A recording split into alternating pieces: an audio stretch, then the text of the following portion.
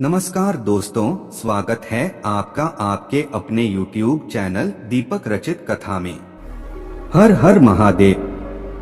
दोस्तों, पूज्य गुरु जी ने कहा कि आज के समय में हर घर में कोई न कोई सदस्य ऐसा जरूर होता है जिसके शरीर में कहीं पर लीवर में दिक्कत होती है, तो कहीं आंतों में कोई समस्या आ जाती है, या फिर पेट में दर्द होता रहता है, या फिर बीपी में दिक्कत आती रहती है, या फिर शुगर बढ़ता घटता रहता है, या फिर उसके शरीर के किसी भी अंग में कोई बीमारी हो या कहीं पर भी कोई दर्द होता हो। तो पूज्य गुरु जी ने कहा कि आपको इस सावन और अधिक मास में पड़ने वाले इस रविवार के दिन यह विशेष उपाय जरूर करना चाहिए, और बेलपत्र तथा शहद का यह विशेष उपाय आपके शरीर से भारी बीमारी को बहुत शीघ्रता से समाप्त कर देगा।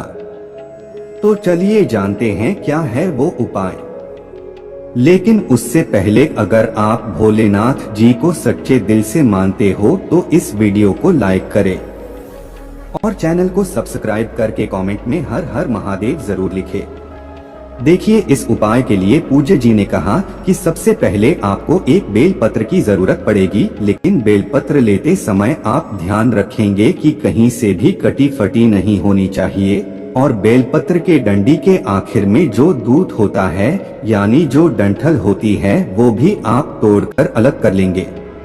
अगर आपके पास बेलपत्र नहीं है तो शिवालय जाकर शिवलिंग के ऊपर चढ़ी हुई बेलपत्र को उठाकर जल से शुद्ध करके फिर आप उसका भी इस्तेमाल कर सकते हैं, यानी फिर से आप शिवलिंग में उस बेलपत्र को समर्पित कर सकते हैं। फिर इसके बाद आपको लेना है थोड़ा सा शहद। आप चाहें तो आधे से भी आधा चम्मच शहद ले सकते हैं। अब सबसे आखिर में आपको ले लेना है कि एक लोटा जल, लोटा तांबे का ले लेंगे, और जल आप अपने किचन से ले लेंगे।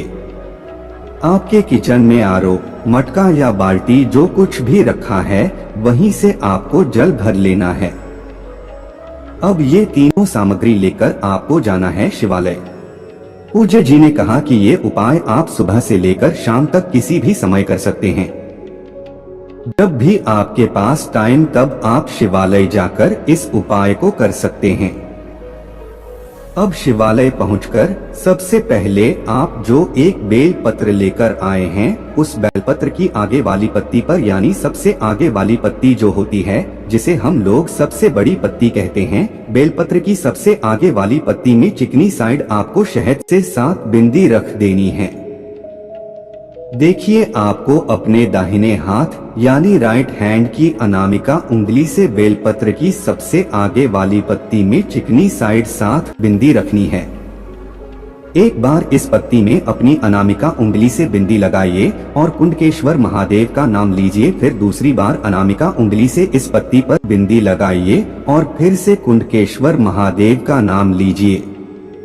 ऐसे ही आपको 7 बार अपनी अनामिका उंगली से इस बेल पत्र की आगे वाली पत्ती पर शहद की बिंदी लगाने हैं और 7 बार ही कुंडकेश्वर महादेव के नाम का स्मरण करना है। फिर उसके बाद यह बेल पत्र आपको अपनी हथेली में रखना है और शिवलिंग के कुंडकेश्वर महादेव का नाम लेते हुए समर्पित कर देना है। बेलपत्र की चिकनी साइड का हिस्सा जिस तरह आपने बिंदी लगाए हैं वो शिवलिंग में टच करेगा, लेकिन अभी आपको अपना हाथ शिवलिंग से हटाना नहीं है। आपने ये जो हथेली सहित शिवलिंग पर बेलपत्र समर्पित करनी है। अभी आप अपनी हथेली को शिवलिंग के ऊपर रखे रहेंगे और आपके शरीर में या फिर आपके घर के सदस्य के शरीर में अगर कोई भारी रोग हो गया है, कोई भारी बीमारी हो गई है, तो उसको दूर करने के लिए आप कुंडकेश्वर महादेव से प्रार्थना कर लेंगे और फिर उसके बाद यह हथेली आप हटा लेंगे। फिर आपके पास जो एक लोटा जल है उस जल को इसी बेलपत्र के ऊपर या फिर शिवलिंग के ऊपर धीरे धीरे समर्पित करते जाएंगे और श्री शिवाय नमस्तुभ्यम मंत्र का लगातार स्मरण करते जाएंगे। इसके बाद जलाधारी से जो जल नीचे गिर रहा है उस जल को आप थोड़ा सा किसी अन्य पात्र में या फिर इसी लोटे में थोड़ा सा ले लेंगे और कुंडकेश्वर महादेव से इसको औषधि स्वरूप प्राप्त कर लेंगे। उसके बाद यह जल लेकर आप अपने घर पहुंच जाएंगे और अगर आपको कोई बीमारी है या फिर आपके घर के किसी सदस्य को कोई बीमारी है तो इस जल का आचमन आप 2-4 दिन तक उस बीमार व्यक्ति को कराई है और फिर अगले रविवार को ये उपाय करिए।